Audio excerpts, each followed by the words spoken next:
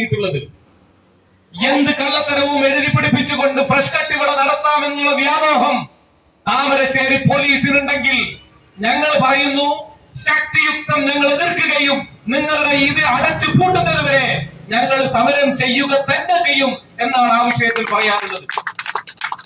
ഞങ്ങളെ പേടിപ്പിക്കാൻ ശ്രമിക്കരുത്. ഇന്ന് ഞങ്ങളുടെ ഒരുപാട് പേർ ഒളിവിൽ കഴിയുകയാണ്. അതിലുള്ള പലരും ഞങ്ങളെ വിളിച്ച് ബന്ധപ്പെടുമ്പോ ഞങ്ങൾ അവരോട് പറയാനുള്ള കാര്യങ്ങളെ കുറിച്ച് വിഷമിച്ചിരിക്കുമ്പോ അവരുടെ ഓരോ വാക്കുകളും ഞങ്ങൾക്ക് ഊർജം നൽകുന്ന വാക്കുകളാണ്. അവർ പറഞ്ഞത് എന്താണെന്നറിയോ? ഞങ്ങൾ ഇനി കൊല്ലങ്ങളോളം ഒളിവിൽ കഴിയേണ്ടി വന്നാലും ഈ സമരത്തിൽ നിന്ന് പിന്നോട്ട് പോകാതെ നിങ്ങളെ കൂടെ ഞങ്ങൾ ഉണ്ടാകുമെന്നുള്ള ഓരോ വനിതകളുടെയും ആ ആത്മരോഷമുണ്ടല്ലോ, അതാണ് ഞങ്ങളുടെ ഈ സമരത്തിന്റെ അന്തസത്ത എന്ന് പറയുന്നത്. നിങ്ങൾ പറഞ്ഞല്ലോ ഇവിടെ ഭീകരവാദികൾ നുഴഞ്ഞു കയറി, എന്തുകൊണ്ട് നിങ്ങൾ അന്വേഷിക്കുന്നില്ല?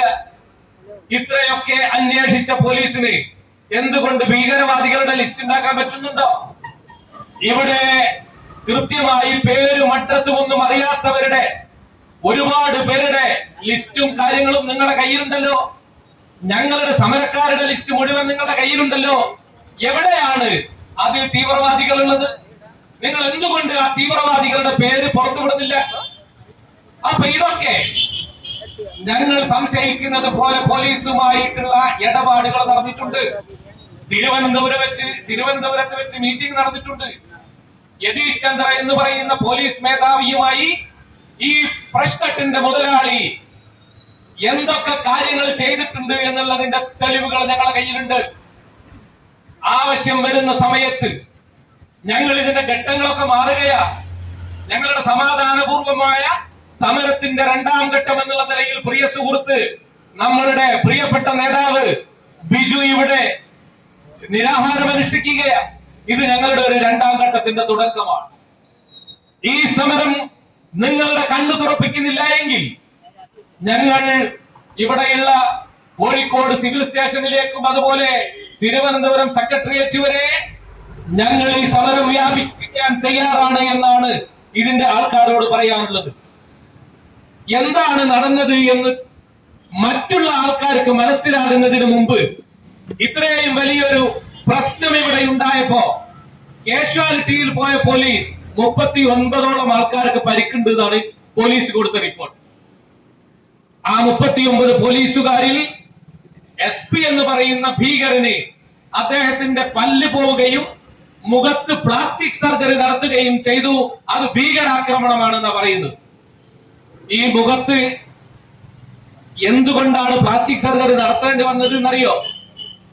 അവിടെയുള്ള ബോധരഹിതയായി കിടക്കുന്ന ഒരു സ്ത്രീയെ ആംബുലൻസിലേക്ക് കൊണ്ടുപോകുന്ന സ്ട്രക്ചർ തട്ടിയിട്ട, അല്ലാതെ ഇത്രയും വരുന്ന ജനങ്ങളെങ്ങാനും അദ്ദേഹത്തെ എന്തെങ്കിലും ചെയ്യണമെന്ന് വിചാരിച്ചിരുന്നെങ്കിൽ അദ്ദേഹത്തിന്റെ എത്രയോ ഒന്ന് നടത്തേണ്ടി വരും.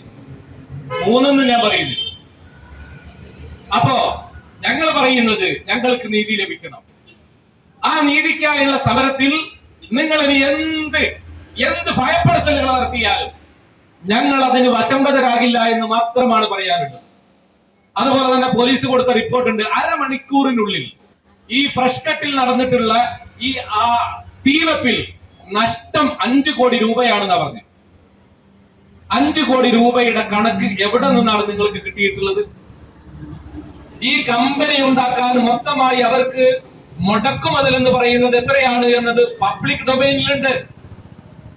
5 കോടി രൂപ മുടക്കി നടത്തിയിട്ടുള്ള സ്ഥാപനം അരമണിക്കൂർ കൊണ്ട് കത്തി നശിച്ചതിൽ 5 കോടി പോയിട്ടുണ്ടെങ്കിൽ കലക്ടർ പിറ്റേന്ന് പറയാ മീറ്റിംഗ് വിളിച്ചിട്ട് ഈ നാസക്കായി അടക്കം പങ്കെടുത്ത മീറ്റിംഗിൽ എടുത്ത തീരുമാനത്തെ ധിക്കരിച്ചുകൊണ്ട് പിറ്റേന്ന് അദ്ദേഹം വിളിച്ച മീറ്റിംഗിൽ ഫ്രഷ് കട്ടിന് പ്രവർത്തനാനുമതി കൊടുക്കുക.